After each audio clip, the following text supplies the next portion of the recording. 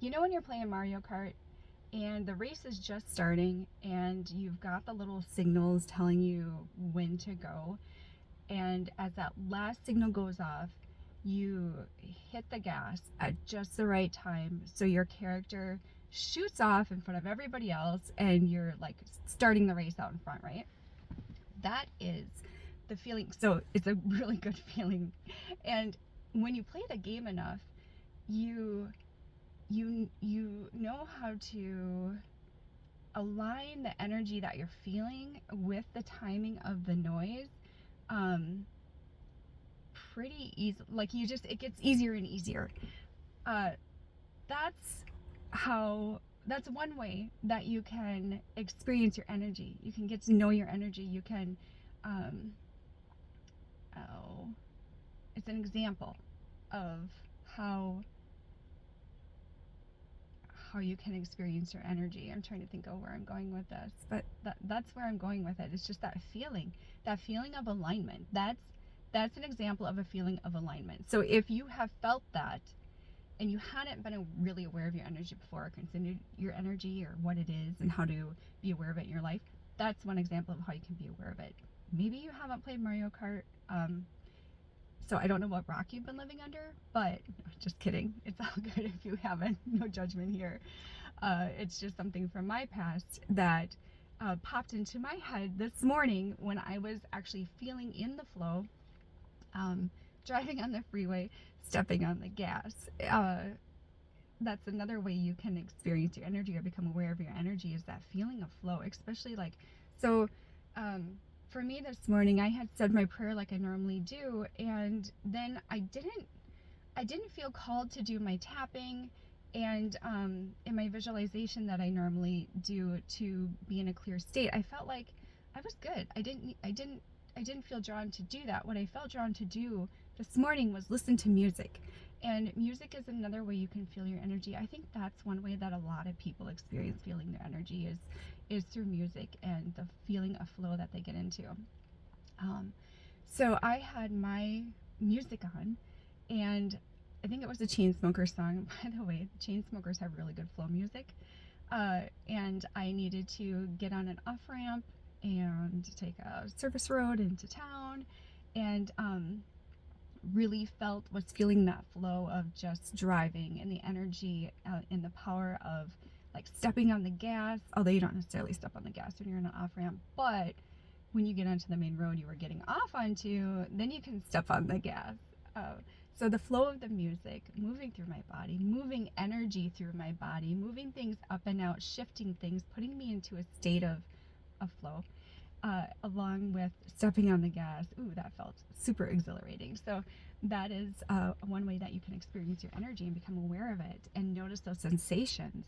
Um, I know that in a previous video, I had focused more on noticing your energy when you're feeling blocked or heavy emotions and things like that. But energy is the whole spectrum of feelings, and the more you become aware of all of them, the easier it is for you to practice ways of shifting it to be a more helpful feeling for you, or using it to reflect on why am I feeling this way, and learning more about yourself and kind of shifting the timelines. Then when you are choosing differently, choosing to respond to your energy differently than you have in the past, that may not have always served you. Okay, I'm just checking that I'm getting the message out there that I was wanting to share. Oh, another feeling of flow going with music. My husband and I go out and dance a lot to live music, and it gets to a point you always got to warm up a little bit. Your legs don't always move the way you want them to, and your feet don't always move. A little clunky maybe at first when we're getting warmed up, but then once we've been dancing to a few songs, you just get into a flow with the music where your body just moves. You're not even thinking about it, and that's another really good feeling. There's that feeling of flow with body movement to music. Okay, and there's another message that wants to come through. So, okay, let me see if I can wrap it up in a little package here.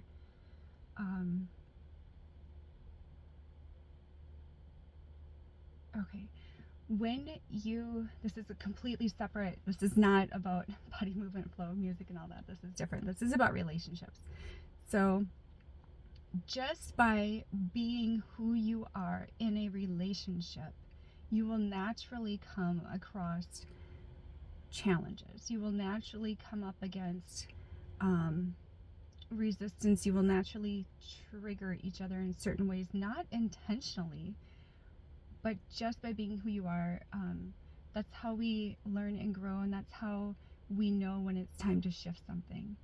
So, let me see.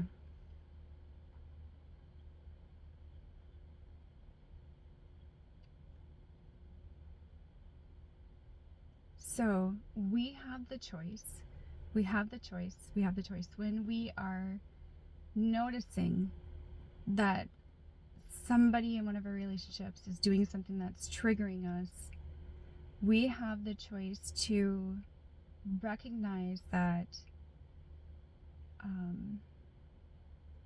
this is our opportunity to reflect, like, why am I feeling triggered by this?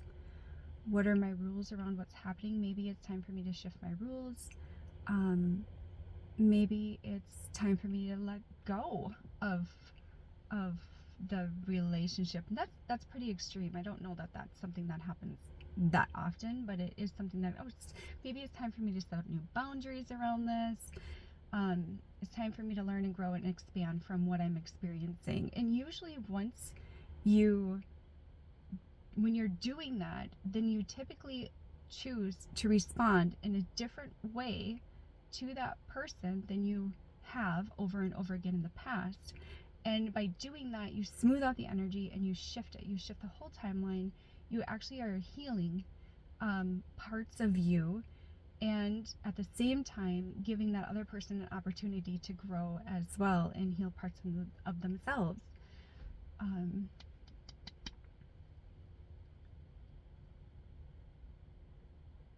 I think that's the main message. Relationships, we need relationships, we need connection. They do challenge us. Just by being who we are, we're going to come up against challenges. We will challenge others, and by allowing others to be who they are, they will challenge us. And it's not about judging them as right, wrong, good, bad. And I'm not talking about the severe extreme behaviors. If you are in an abusive relationship or somebody's abusing you, somebody doesn't have to even be a relationship. If you've had something extreme like that happen to you, that's not what I'm talking about. That's a different story. I'm talking about general everyday relationships and how we get to choose to respond to them. One thing that I've heard before is you are 100% responsible for 50% of every relationship that you have. You have 100% ability to choose how you are going to be in that relationship. And you can only own 100% of your 50%. Okay. All right, so kind of two different messages there today, but there they are. I hope you find them helpful, and I hope you have a wonderful day. Bye.